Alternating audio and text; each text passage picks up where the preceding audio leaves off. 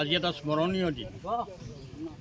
এই দিনটোত আমাৰ খৈৰাবাৰী মক্তাব স্কুলত অনুষ্ঠান কৰিছে এই খৈৰাবাৰী অঞ্চলৰে উদীয়মান ডেকা ল'ৰাবিলাকে। আৰু যোৱাকালি ইয়াত বৃক্ষৰোপণ কাৰ্যসূচীটোত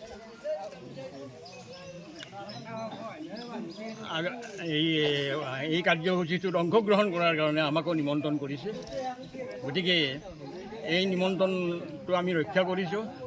এইটো এটা সঁচাকৈ বৰ শুভ লক্ষণ যে জুবিন গাৰ্গৰ দৰে এজন আন্তঃৰাষ্ট্ৰীয় খ্যাতিসম্পন্ন গায়কক আৰু তেখেতৰ যিবিলাক নেকি কাৰ্যসূচী, যিবিলাক কৰ্মকাণ্ড, এই কৰ্মকাণ্ডবিলাকক ভৱিষ্যতে উদগনি দিয়াৰ কাৰণে আমাৰ ল'ৰাসকলে চেষ্টা কৰিছে। এটা বৃক্ষৰোপণ কাৰ্যসূচীটো এটা সঁচাকৈ এটা প্ৰকৃতিক লৈ আৰু মানুহক লৈ মানুহৰ জীয়াই থকাৰ সংগ্ৰামত বৃক্ষৰোপণে বহুত অৰিহণা যোগায়। আৰু এই বৃক্ষৰোপণ কাৰ্যসূচীটো পালন কৰা হৈছে। আমিও আমাক মাতি আনি আমাক বৃক্ষৰোপণ আমি কৰিছোঁ। আৰু এই জুবিন গাৰ্গ আজি যিটো নেকি গোটেই বিশ্বতে এটা আলোড়নৰ সৃষ্টি কৰিছিল গানৰ ক্ষেত্ৰত, নাটকৰ ক্ষেত্ৰত বা অন্যান্য কৰ্মসূচীৰ ক্ষেত্ৰত, সেইজন জুবিন গাৰ্গৰ মৃত্যুটো যে এটা ৰহস্যজনক হৈ আছে, এই ৰহস্যজনক আৰু এই যিটো ষড়যন্ত্ৰমূলক এটা হেৰি বুলি আমাৰ ৰাইজে এটা চিন্তা কৰিছে যে তেখেতৰ মৃত্যুটোত, গতিকে তেখেতৰ মৃত্যুত যাতে এই যিটো ৰহস্য থাকি গ'ল, এই ৰহস্যটো যাতে সঠিকভাৱে উদঘাটন হয়, ইয়াৰ যাতে সঠিক এটা বিচাৰ হয়, তাৰ কাৰণে ৰাইজে ইতিমধ্যে, জনগণে ইতিমধ্যে বিচাৰ কৰিছেয়ে। ইয়াৰ বাবে দোষী কোন, দায়ী কোন, আমাৰ যে ধনৱান বিত্তবানসকলৰ যি কৰ্মসূচী, তেওঁলোকে যে তাৰ অন্তৰ্নিহিত কৰিছে, জুবিন গাৰ্গৰ হত্যাত যি এটা জড়িত হৈ পৰিছে, এইটো কথা প্ৰকাশ পাইছে। গতিকে সেই ধনৱান বিত্তবানসকলৰ স্বাৰ্থ ৰক্ষাৰ কাৰণে তেখেতক মানে হত্যা কৰাৰ এটা পৰিকল্পনা কৰা বুলি আমাৰ এইটো প্ৰচাৰ হৈছে, আমাৰ জনগণে বুজি পাইছে।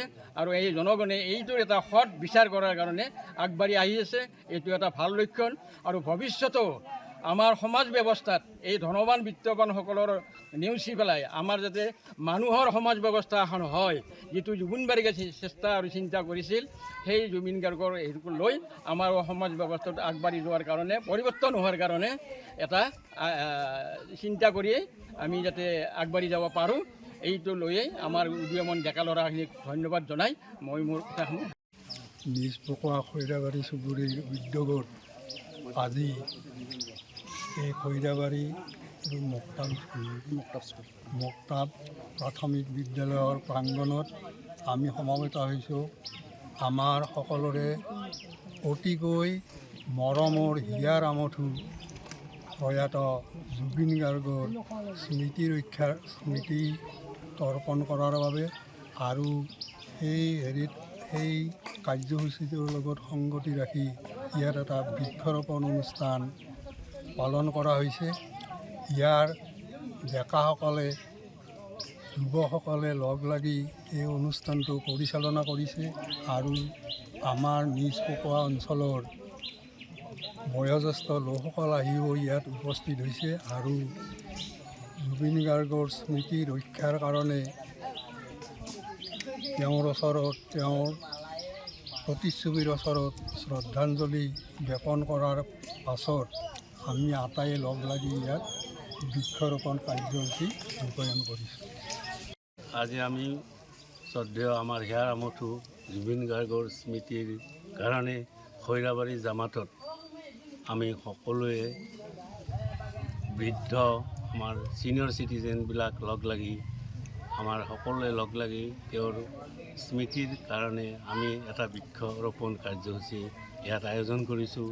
গতিকে আমাৰ এই বৃক্ষৰোপণৰ দ্বাৰা আমাৰ তেওঁৰ স্মৃতি যাতে আমাৰ মাজত সদায় যুগমীয়া হৈ থাকে, তাকে আমি কামনা কৰি এই অনুষ্ঠানটো আমি আজি আৰম্ভ কৰিছোঁ।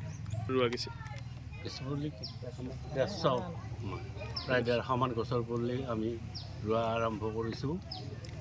এইটো আমি ইয়াত চাৰিওফালে ঈদগাহ, আমাৰ কবৰস্থান, মানে পকোৱা হাইস্কুললৈ যোৱা ৰাস্তাত আমাৰ গোটেই ৰাস্তাবিলাকত ৰোড ছাইডবিলাকতো আমি এই বৃক্ষৰোপণ কাৰ্যসূচী কমপ্লিট কৰিম।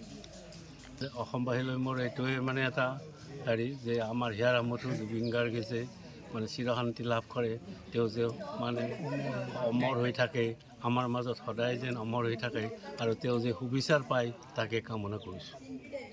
যিকোনো খবৰৰ বাবে যোগাযোগ কৰক 7099017330 লগতে 7099017110 নম্বৰত।